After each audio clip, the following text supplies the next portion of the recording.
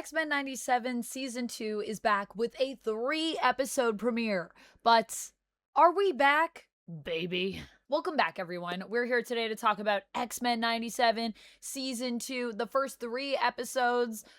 There is so much to discuss, but before we do, I would like to know, what other show would you like to see get a comeback like we've seen with X-Men, the animated series? Let me know down in the comments below. And if you want even more X-Men content from me, I am doing reactions as well on the channel for members, and you can also find them over on my Patreon. So either for my Golden Fanging members here or over on the Patreon. Check it out if that's something you're interested in. And I also have my comic book club where we talked about the adventures of Cyclops and Phoenix, which also is a story that we take from in these first 3 episodes. First things first, I would like to say the music is so good in these first 3 episodes. I really loved it. And there is specific moments that I'm going to talk about as we go through, but just know the music, it's all bangers, baby. The animation so far in these episodes is a little bit inconsistent, but when it is good, it's really good. It's clear that I think our animation team got more of a budget this time around, but I also feel like there was some more balancing of the budget that's happening. So you have scenes and shots that look absolutely amazing, and then you have some other ones that are a little more basic, not as much going on. So that's where we're at. But overall, I'm enjoying the look of the show. I'm enjoying the sound of the show. But what about the story? Let's talk about that. So I'd like to start off with episode 1, which is written by Bradford Sullivan. That's our main writing credit for this episode. I think there are some really good changes that they made to adventures of Cyclops and Phoenix in this episode, which is heavily what it takes inspiration from. It is a story where Jean and Scott are pulled from their honeymoon and sent through time to in other younger bodies that they take in the future, and they have to help Nathan, who is their son, Nathan Dayspring, he's known here in this time period. They have to help him journey across, and they got to face apocalypse. And in this episode, that's kind of what we're doing. But of course, we have more characters here, and some of the changes that they made I really loved.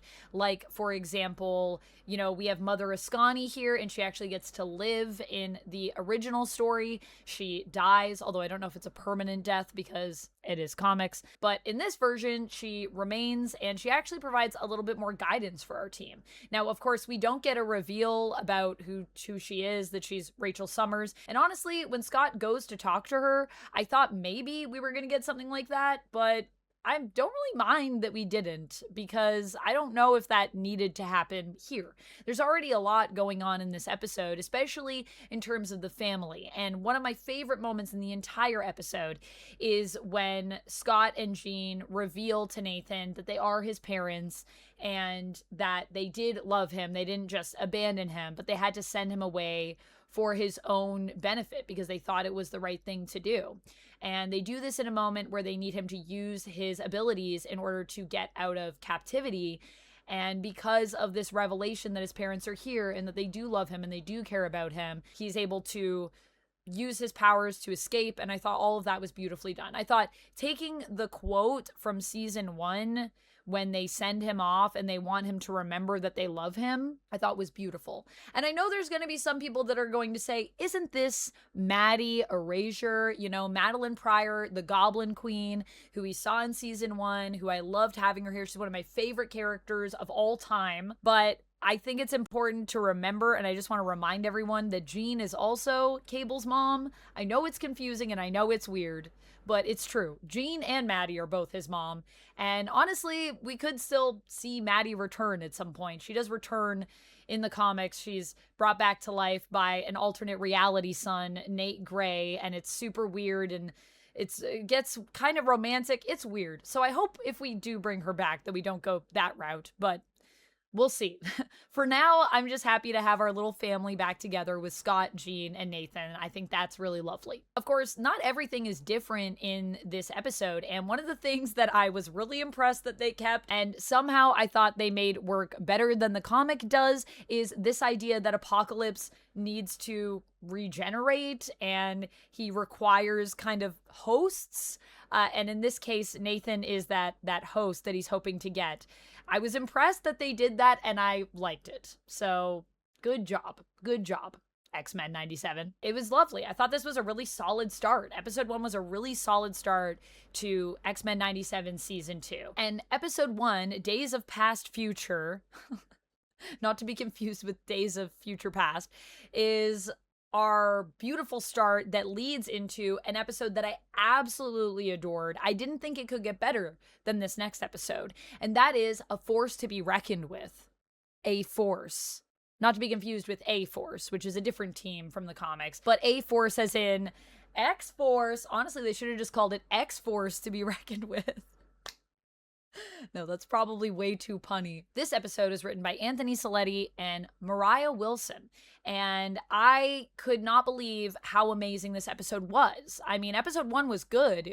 I enjoyed it, but episode 2 was peak from the moment it started. I mean, the intro alone in this, when they pulled back to reveal it's X-Force instead of X-Men for the title, I lost my mind. If you watch the reaction, you'll see it happen in real time where I'm like, oh, we're just doing X-Force intro. That's what this is. Once again, the intros in general are amazing because they're changing it up with every intro, just these little details that are relevant to the episode itself and are also helping to build out the full picture of what we're going to see this season. So pay close attention to those intros, and maybe at some point I'll even do a video where I just go through the intros and talk about all the little details that are in there, because the intros alone are just Easter eggs galore. And I loved what we did building up this tension between X Factor and X-Force in this episode.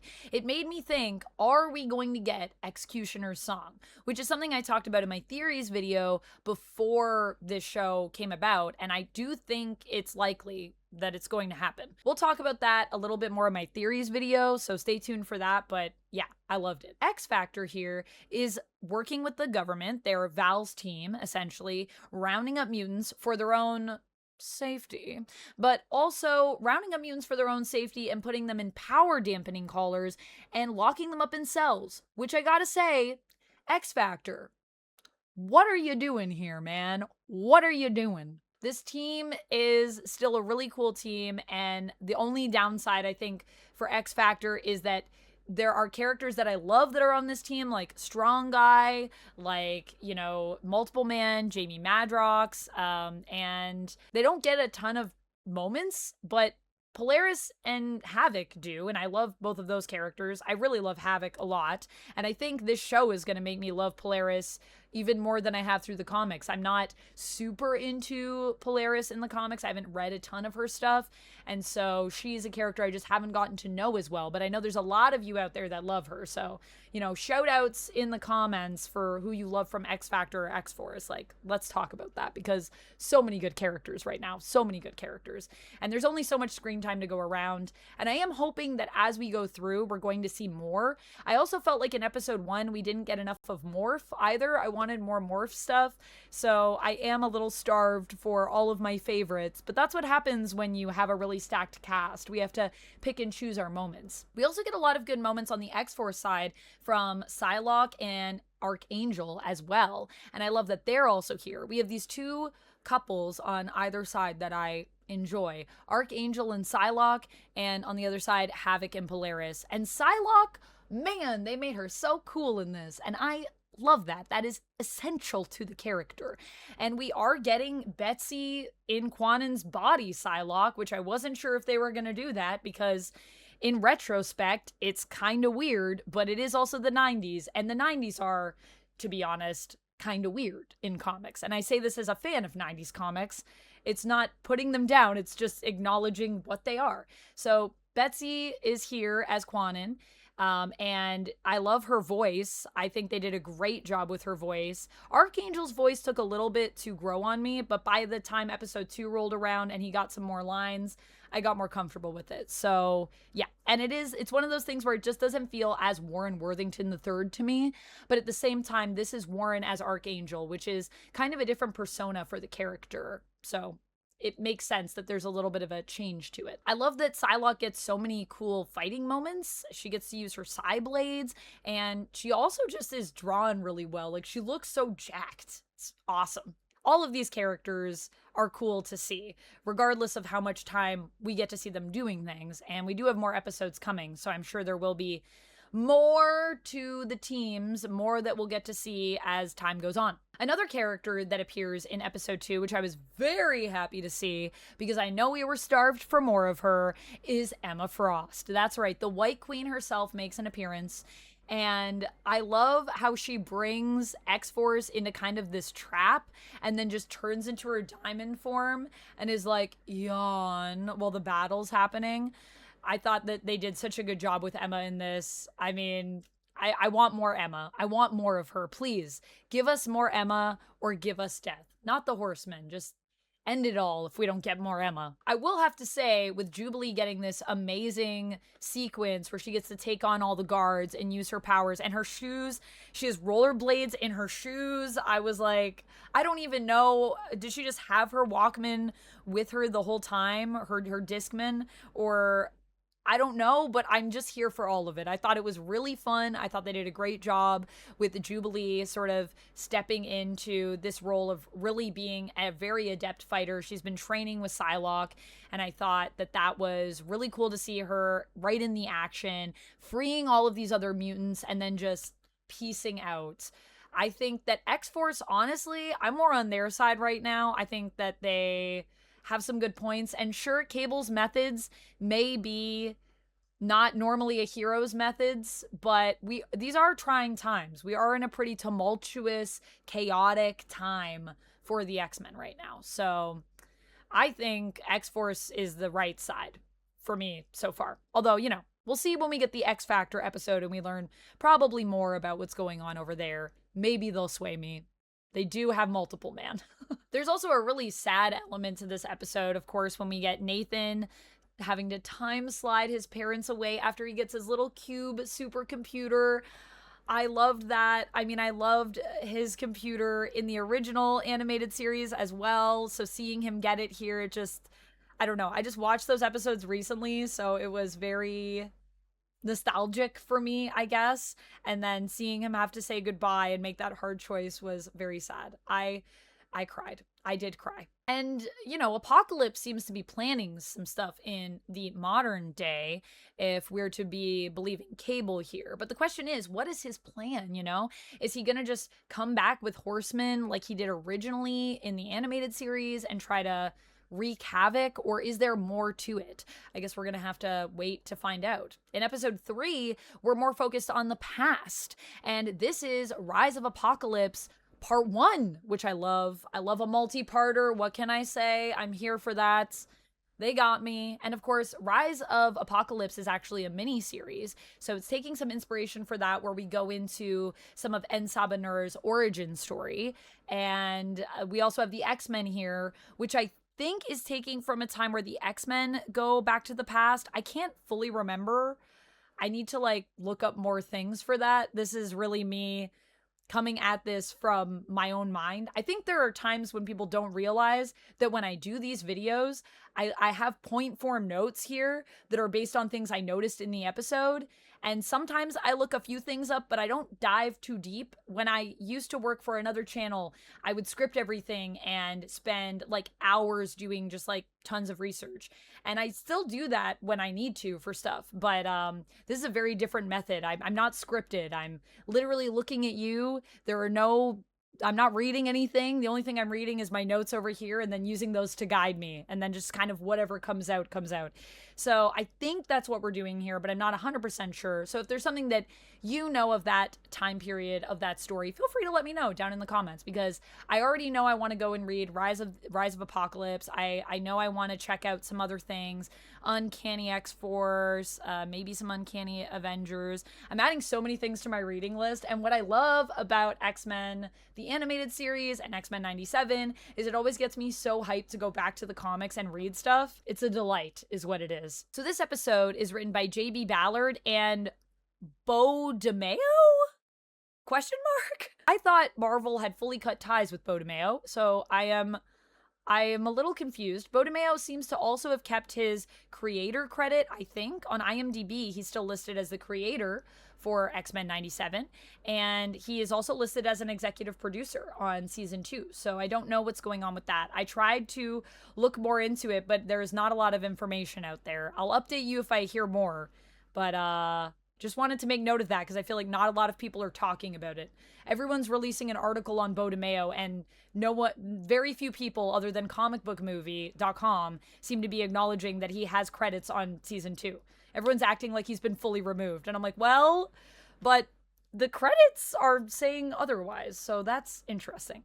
I think episode 3 was honestly my favorite of the batch. I think that they honestly get progressively better as you go. Even though episode 2 was amazing and I loved it, what I loved about episode 3 was the story and the pacing, and it just really drew me in. But Magneto trying to teach En-Sabah-Nur how to be a good guy was not on my bingo card in this season, but I'm glad that it happened because it was a wild time. And of course, we don't know. Maybe it will still have some effect on En-Sabah-Nur for the better. We'll have to wait and see as time progresses. Time seems to be a really big theme in this episode. And of course, we have Rama-Tut here, who is another version of Kang the Conqueror, who you may also know as Immortus. He's had many different names throughout time, and Rama-Tut is one of those names. So seeing him here, which we already guessed he was going to be here because of some stuff that we saw in the trailer, was really cool. And I don't know how much he's going to be involved in the show, but I have some theories about that. Bishop, of course, comes in here to save everybody's butt, and he does that right after Charles is trying to get all this information out of Logos's mind, who is captured by En-Sabah-Nur and held here. And when he can't get the information that he wants, we find out that everything's kind of going sideways, and that's when Bishop reveals that he's been undercover as one of the Sandstormers, and he helps to save the day as the X-Men all band together and fight together. A lot of moments of that happening in these first 3 episodes, which I thought was really fun. Which brings me to Charles's vision that he has when he goes into Logos's mind. There's this voice that reaches out to him, and it made me wonder, is Kang going to be the real big bad here? Also, I think the temple we're looking for might have to do with celestial tech. I'm not fully sure, but I think that would make sense. That might be what Rama-Tut is looking for, and maybe Apocalypse ends up with it because he doesn't have his celestial tech yet, and he does find that ship in this time period. So is that possible? I guess we'll have to wait and see. And the reason that I think Kang could be the real big bad here is because there are a lot of clues that seem to point to this in Charles's vision.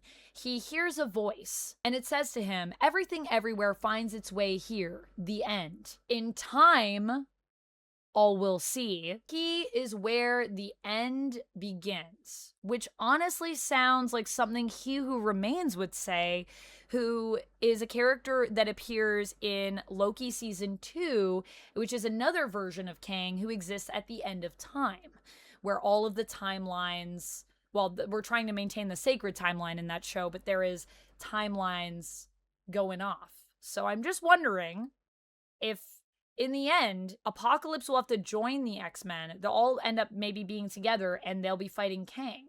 I don't know. I have more thoughts about this. There's also an hourglass time. There's also green waves, and whose colors are green? Kang's colors are green and purple. And the hourglass even seems to have a little bit of a purplish hue to it. It's not super obvious, but I don't think they want it to be super obvious. However, it may have still been too obvious for me. I don't know. Or it could be totally wrong. I would love to be totally wrong. I love when my theories are wrong because it means that the story is doing things that I wouldn't have even expected, which usually is fun for the most part. But this episode also ends on a cliffhanger with everybody getting blown up. So I don't know what's going to go down with that. Of course, we do know from the trailers that there are some other things these characters need to do. So I don't think they're dead, but I don't know. Time will tell what happens. We'll have to wait till next week to watch the next episode, which fortunately it'll only be one, because this was a lot for me to watch and react to and then make notes on and then do this video. But I am so excited. I am so excited that we're back, and I cannot wait to talk more X-Men with you. So I hope you enjoyed this video. Please let me know your thoughts on the first 3 episodes. I'll see you down in the comments. And until next time, friends, as always, stay nerdy. And thank you for watching. Bye! And if you love when I talk about superheroes, we do that here. And if you want to hear more of me doing that, you can click right over here.